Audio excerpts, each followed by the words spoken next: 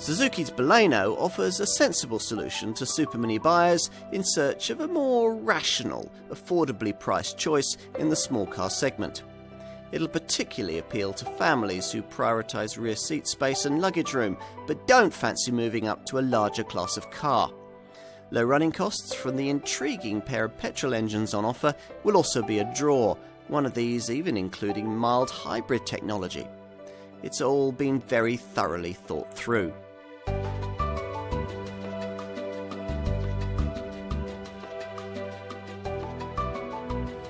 When it comes to small cars, there's no doubt that Suzuki punches well above its weight.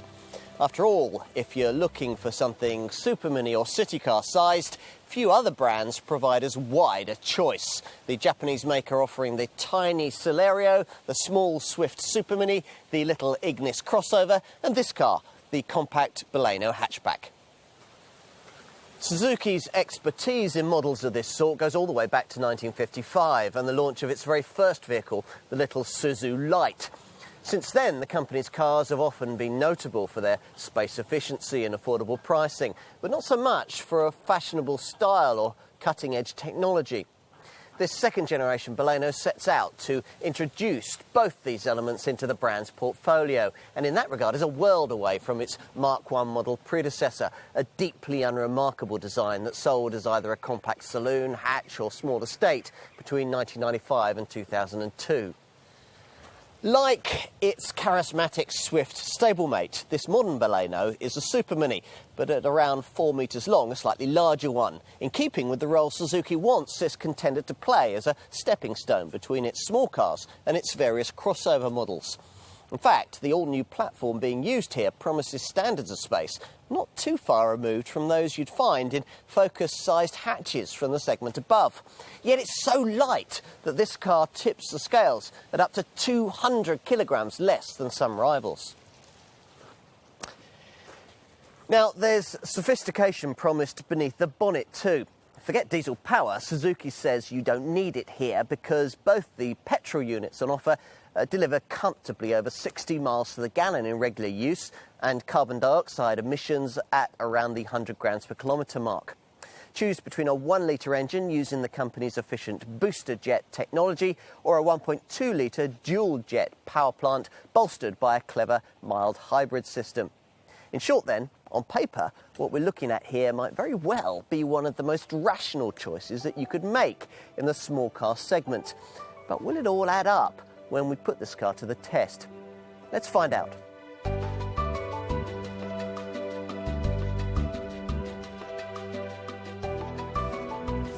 So, what's it like? Well, from start off and at low speeds, the 1-litre booster jet engine we're trying here chatters at you with the slightly uneven burble that 3-cylinder engines of this kind tend to have.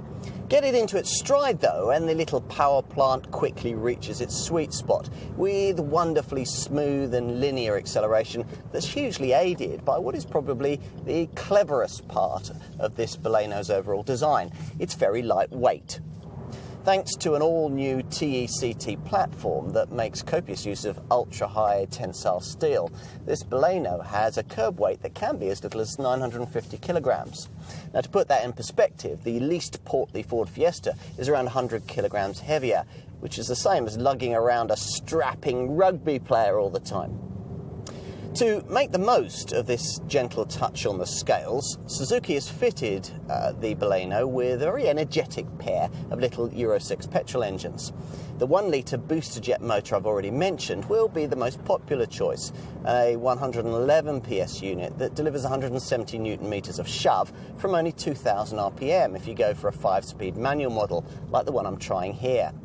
Should you prefer the optional 6-speed automatic gearbox, the torque figure drops slightly to 160 Newton-meters, yet the auto version is fractionally quicker from rest to 62 miles an hour, needing 11 seconds for that increment.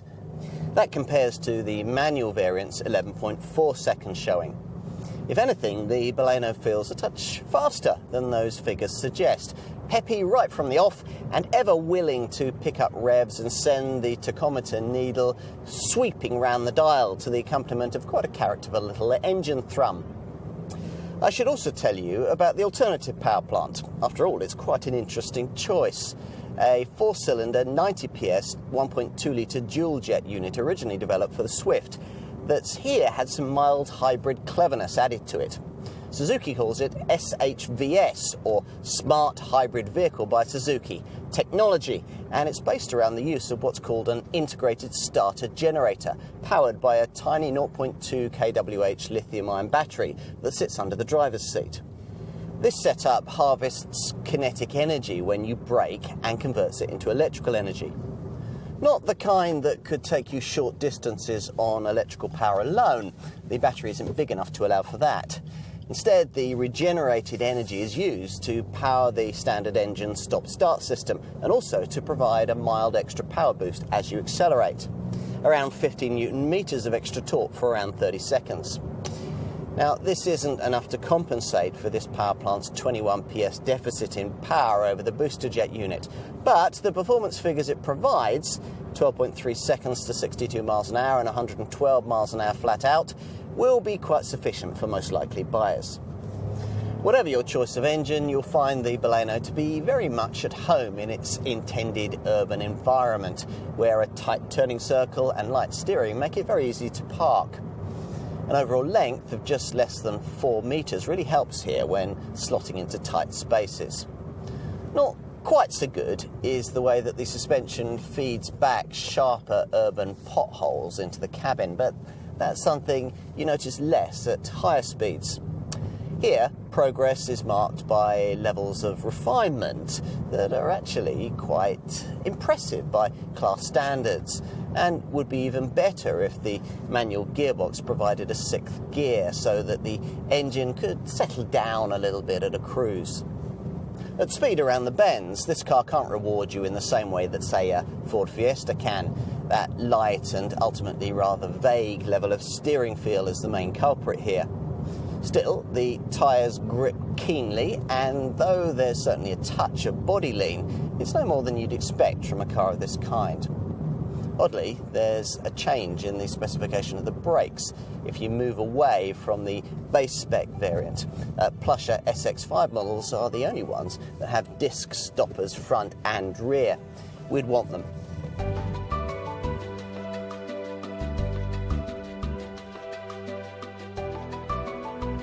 Aesthetically, the Baleno's role in the Suzuki lineup is to look conservatively stylish. If you want something more dramatic or eye-catching, then you're more likely to be attracted either by the brand's alternative supermini, the Swift, or possibly by the company's little Ignis crossover.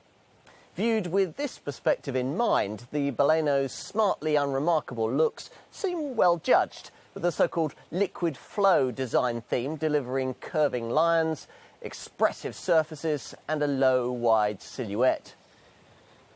That's something you notice most in the profile of this 5-door design. Its rounded roofline given a floating effect by these blacked-out pillars. Smart 16-inch wheels are standard, and between the arches a lower styling crease sweeps slightly upwards to give the flanks some shape. Dark rear privacy glass is fitted across the range, and with this plush version you also get this chrome trimmed strip to emphasise the lower window line, plus polished door handle covers and side mirrors with built-in indicators. From the front, you'd be unlikely to guess the brand behind this car were it not for the bold badge on the sweepingly styled front grille, the lower frame of which is emphasised by a chrome strip that rises up to meet the HID projector headlamps that incorporate smart LED daytime running lights. The edges of the bumper have scalloped lines to create the impression of a spoiler, while in the centre of this panel is another cooling vent with fog lights at either corner. Step round to the rear, and this chrome blade that doubles as a small spoiler is the first thing to catch your eye, adding a little interest to what would otherwise be a rather generic shape. Either side of this sit the high-set light clusters, which on plush versions like this one feature LED illumination.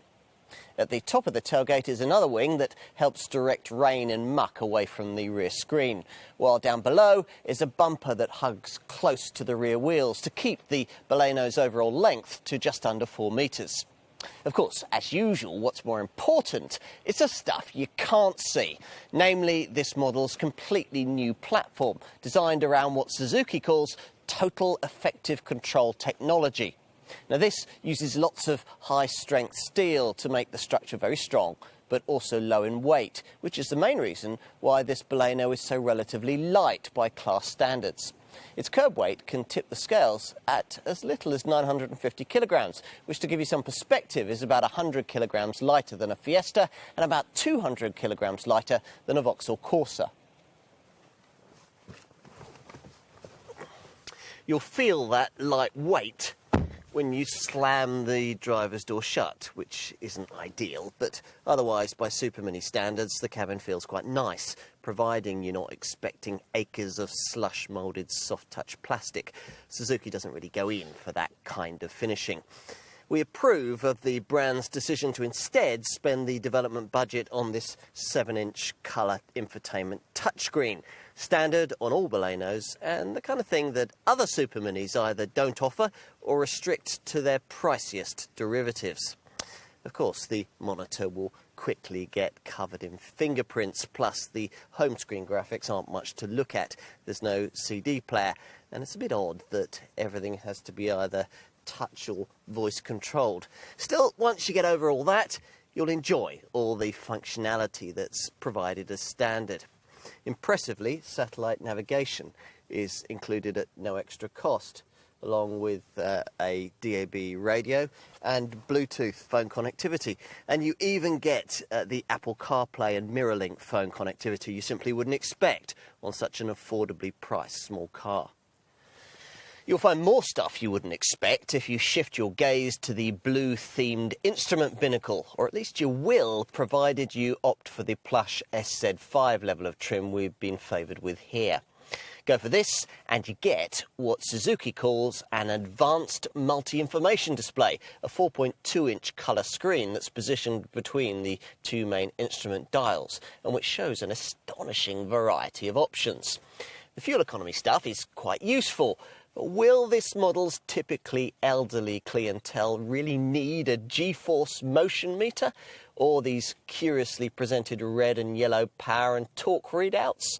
Or indeed the graphically streaming displays showing acceleration intensity and braking force in real time? Apparently, Suzuki thinks they will. Getting comfortable in front of the 3-spoke leather-stitched steering wheel is aided by a wide range of adjustment options, though you don't get telescopic adjustment on the base trim level, and all the options leave you positioned quite high up on the firmly sprung seat. What else? Well, build quality from the Indian Maruti factory seems fine. All the switchgear is easy to reach and intuitive to use, and the unusually shaped design of the ventilation controls at the base of the centre stack adds some interest to a cabin brightened by silver trimming both here and around the air vents. As for practical touches, well, there are 2 compartments ahead of the gear lever, with the nearer one presumably a receptacle for a couple of small cups or bottles. Above the farther compartment, you'll find 12-volt USB and aux-in points, though it would have been better if these had been positioned in the rather small storage box between the seats so that phones could have been charged up away from prying eyes. For more storage, there's a small glove box and door bins that are quite narrow but long and deep. There's also a small compartment by the driver's right knee. It's also worth mentioning how airy and spacious this cabin feels by supermini standards, but you don't really appreciate that fully until you take a seat in the rear. Now, we had great expectations here. After all, the exterior dimensions of this car are quite large by class standards, the Suzuki being longer and wider than class favourites like Ford's Fiesta, Volkswagen's Polo and Skoda's Fabia. Open the rear door, as you can see it swings out to almost 90 degrees. And you'll find that you can really feel that on the back seat. Now, essentially, the room provided is pretty much as large as you'd find in a Focus-sized hatch from the next class up. This really is where the Baleno shines in comparison not only to its Swift sister model, but also when you pitch it up against, well, almost every other car in the segment. The few supermini buyers who regularly transport adults on the back seat should certainly start their search with this Suzuki, no question. Now, of course, we shouldn't get carried away. Despite the low central transmission tunnel, it isn't possible to transport a trio of grown-up folk in genuine comfort. But then you'll struggle to find any compact car that can do that. What matters, though, is the very un-supermini feel you get back here of space for your legs and knees, an impression confirmed by Suzuki's assertion that this car's tandem measurement, that's the distance between the front and the rear seats, is the longest in the sector. Isofix child seat mounts are fitted on the two outer seats of this bench, and all three positions have lap diagonal belts. It also helps that the view out is very good, thanks to the raised height of the back seat compared to the front pair. Storage is taken care of by door pockets that can hold a litre bottle of water, and there's this small storage cubby in the centre console which also holds a 12-volt power socket. Out back, the space on offer for luggage is just as impressive as the room provided for rear seat folk. It's a pity that you have to lug your items over quite a high loading lip to get them in, but once you've done that, there's a usefully sized 320-litre boot. Only a few superminis can better this kind of capacity, but most are some way off it. In a Fiesta or a Corsa, for example, you'd have 30 to 35 litres less space. In fact, the cargo area provided here is even slightly larger than that of a Ford Focus from the next class up.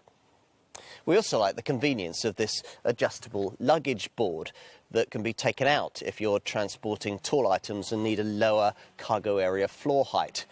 Now, when it's in place, it gives you a completely level height if you're pushing forward the 60-40 split rear seat backs and you want there to be a completely flat loading area. With the seat in this position, you get 756 litres of luggage space, or 1,085 litres if you load right to the roof.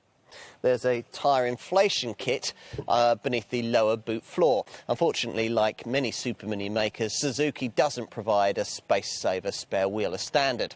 On the plus side, though, useful touches include a bag hook and sectioned-off storage areas behind each wheel arch. These cubbies, both provided with removable panels that you can take out if something really wide has to be transported.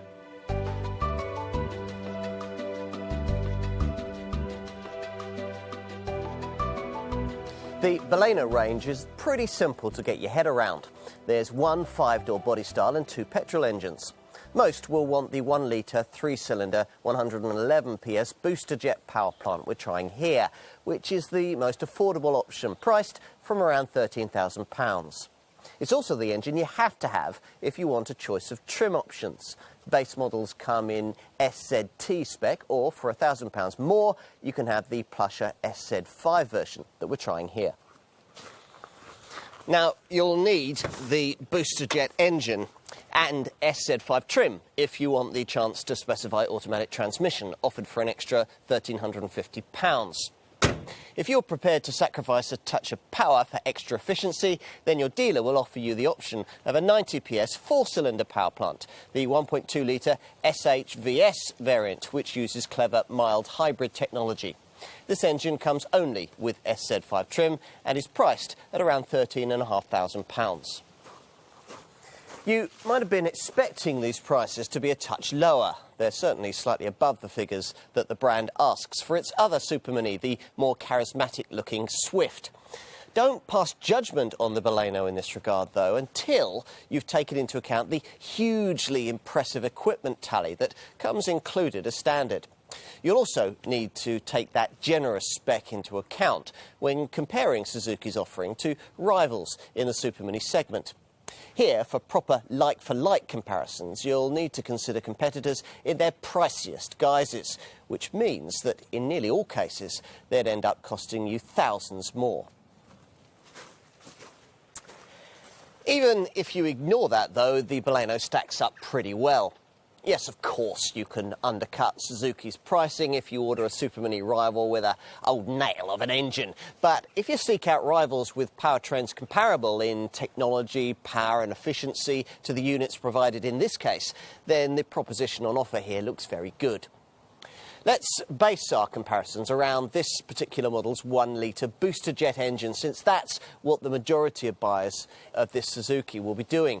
Now, in its base guise, this 3-cylinder Baleno variant costs around £2,500 less than directly comparable 1-litre turbo versions of Ford's Fiesta and Vauxhall's Corsa.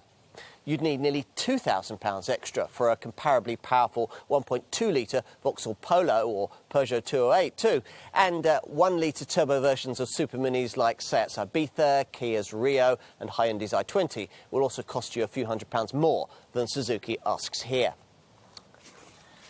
As for other options, well, you'll pay around £700 to £1,000 more for a 0.9-litre Renault Clio or Nissan Micra, a 1.2-litre Skoda Fabia, 1.3-litre versions of the Honda Jazz or the Toyota Yaris, or a 1.5-litre Mazda 2.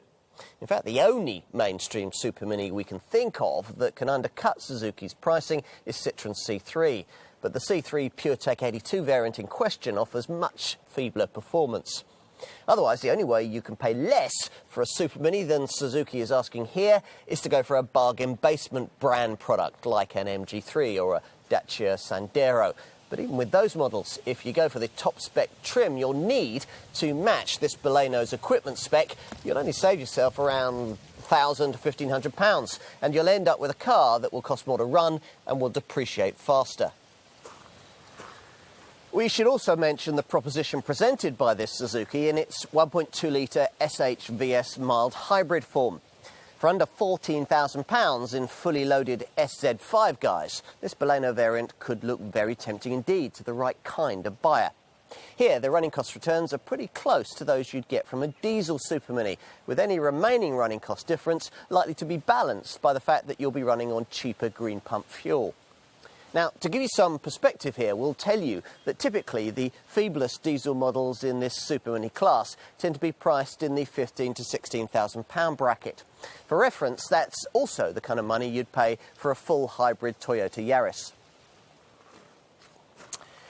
If, having considered all of this, you conclude that it is a Suzuki Baleno that you really want, then you're going to need to know just how generous Suzuki has been with the standard spec. Well, let's see. Even if you settle for entry-level SZT trim, you can expect to find plenty. On the outside, this model has 16-inch alloy wheels, rear privacy glass, a roof spoiler, powered heated door mirrors, daytime running lights, and automatic HID projector headlamps that have a guide me home function to keep them illuminated for up to 25 seconds after you lock the car. Move inside, and there's air conditioning and a leather-covered steering wheel. But the highlight for SZT buyers is the smartphone linkage display audio setup with its 7-inch colour touchscreen.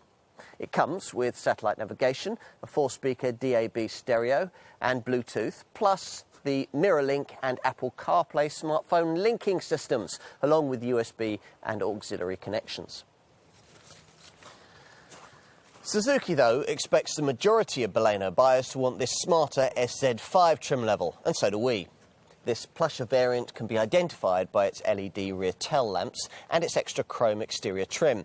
You'll find this used along the lower edge of the side windows, on the door mirrors and on door handles that at the front feature buttons for the keyless entry and ignition system. Inside, trim highlights include digital climate control for the air conditioning and an advanced multi-information display screen in the instrument binnacle that gives you a whole range of unexpected data, like the amount of engine power and torque being used, acceleration and brake performance, and even G-force tracking. Other SZ5 trim features include adaptive cruise control, telescopic adjustment for the steering wheel, electric rear windows, and an armrest on the storage box between the front seats. On to options. Because the standard spec is already so complete, there aren't too many. Bear in mind that unless you want your Baleno finished in either white or red, those are the only solid colours on offer, you'll have to pay extra for metallic paint. There's also the option of upgrading your alloy wheels to Journey rims, including either silver or black polished finishes. These wheels can be added individually or as part of a style pack that comes with side skirts, wheel arch extensions and chromed fog lamp surrounds. You can also add a chromed rear hatch moulding and front and rear lower spoilers if you really must. More sensible Baleno options include a protection pack that gives you front and rear mud flaps, body side mouldings and bumper corner protectors. You can also specify rear parking sensors, a rear bumper protector sheet and a cargo tray to help keep the boot floor clean. A roof rack can be augmented with a solid luggage box, a ski and snowboard carrier or a bike rack. Inside the Baleno, the options also tend towards practicality, with items like a passenger-side footwell cargo net, a boot tray and a dog guard. Plus, you can add in carpet mats, door sill covers and a USB port for rear passengers so that mobile phones can be charged from the back seat. If you want to lift the look of the cabin a little, then you can add a silver-topped insert onto the gear lever. And there's a black leather gaiter that fits around the gear stick with red or dark stitching. That's enough about options. What about safety? Well, the most obvious boxes seem to have been ticked. So, as you'd expect in this day and age, every model has ABS anti-lock brakes, ESP stability control and a brake assist function for emergency stops. There's also a tyre pressure monitoring system, along with twin front, side and curtain airbags. Plus, there are 2 Isofix child seat mounts in the rear bench. There's no hill holder clutch system to stop you from drifting backwards on uphill junctions unless you choose a model with automatic transmission. All of this would, not so long ago, have enabled the Baleno to get itself a 5-star Euro NCAP safety rating. In today's more stringent version of this test, though, the base version of this car only garners a 3-star result, given that testers now require new generation electronic safety features to be fitted right across the range if higher scores are to be attained. For those, you'll need to stretch up to the SZ5 variant we've been trying here. Now, the key additional safety feature that comes with this higher trim level is what Suzuki calls radar brake support, which is the brand's take on autonomous emergency braking. If the system detects a possible hazard in front of the Baleno, it alerts the driver with visual and audible warnings. Should the driver not respond or not be able to, then the brakes will be applied to decrease the severity of any resulting accident, if it can't be avoided completely.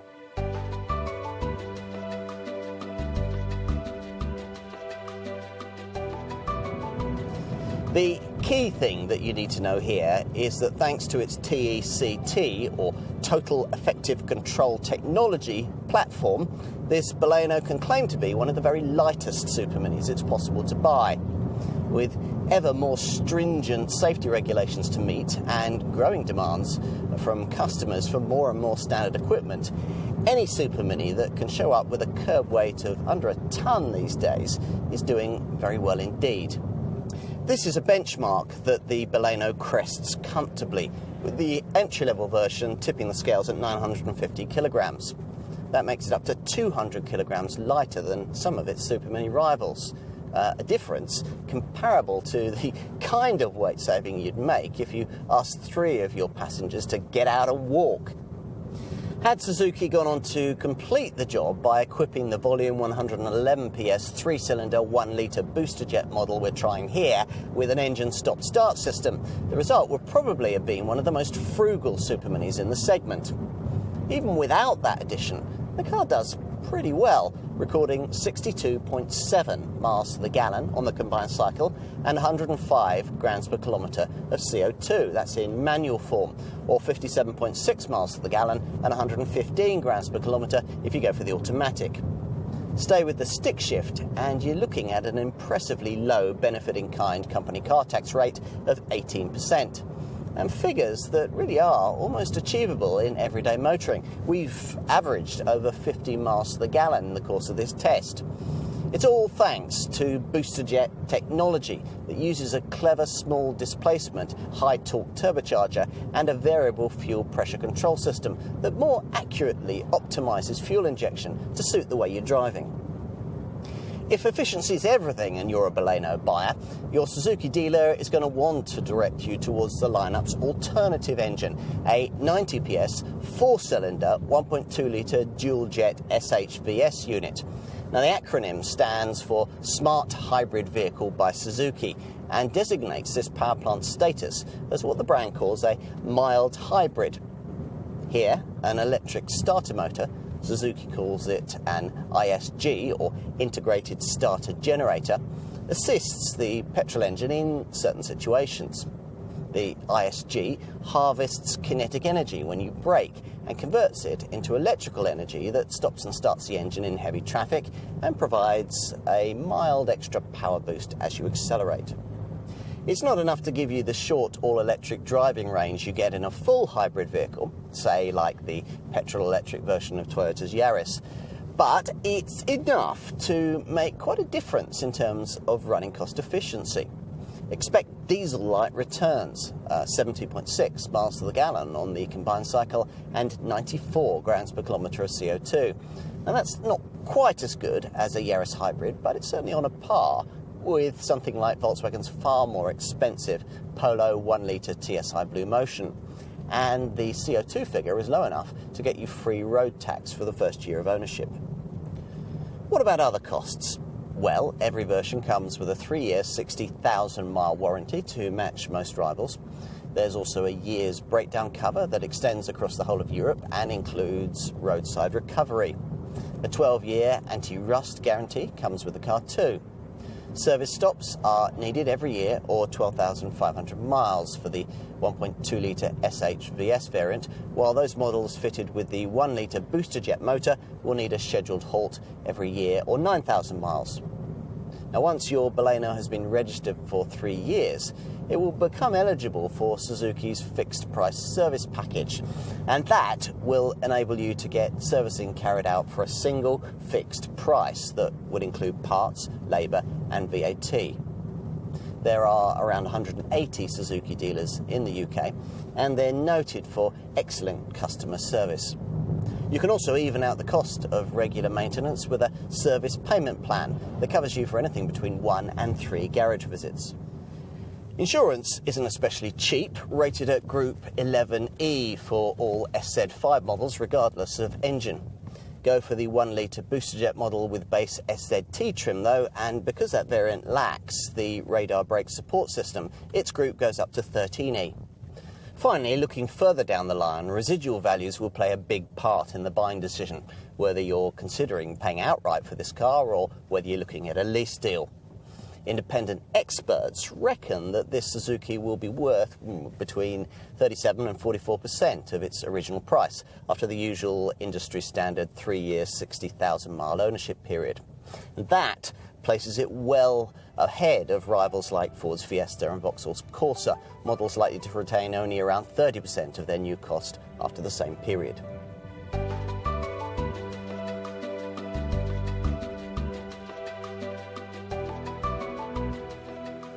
One writer has described this as the small Suzuki for grown-ups, and perhaps there's something in that.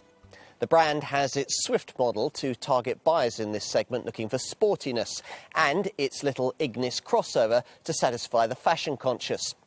Typical Baleno buyers, though, are unlikely to give either of those two cars much of a second glance.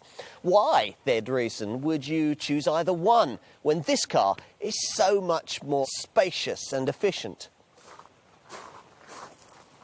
Now that's all well and good, but this Baleno's success will ultimately rest on two things. Firstly, whether it can keep the loyalty of existing Suzuki buyers who need something slightly bigger but don't want any kind of crossover or SUV. And secondly, whether it can reach out to customers who may be new to the brand. People who want a much more sensibly priced small car with plenty of equipment and decent room in the rear. These folk will find exactly that on offer here. Are there issues? Well, a few, but we're not sure that many target buyers would see them as deal breakers. It's a pity that the ride quality and steering feel you get with this car aren't quite as satisfying and full of verve as the engines that power it. And in terms of exterior style and interior quality, there are other more immediately arresting choices you could make in this segment.